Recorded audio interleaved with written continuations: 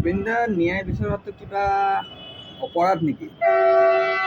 আৰু যদি অপৰাধ নহয়, জাষ্টিছ ফৰ জুবিন গাৰ্গ বুলি লিখা বেনাৰ পোষ্টাৰ হওক, পুলিচে কাঢ়ি কিয় যায়? কিয় কাঢ়ি লৈ যায়? জুবিন দাক কি ন্যায় দিয়াটো কি মানুহৰ বাবে কি অপৰাধ?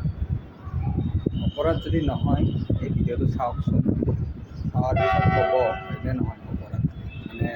এজনমান দাদা ভাইটিসকলে বা বন্ধুসকলে ন্যায় বিচাৰি কিনে ৰাস্তাত জাষ্টিছ ফৰ জুবিন গাৰ্গ বুলি লিখা আছে সেইবোৰ বেনাৰ আৰু পোষ্টাৰবোৰ কাঢ়ি লৈ যায়। চাই লওক ভিডিঅ'টো, তাৰপিছত কমেণ্ট কৰি জনাব জুবিন দাক ন্যায় বিচৰাটো কি অপৰাধ?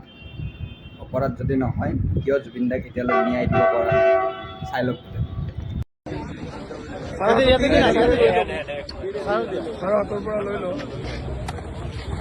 বেনাৰটো ক'ত তোমালোকৰ?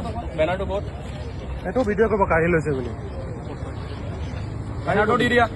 বেনাৰটো বেনাৰটো দি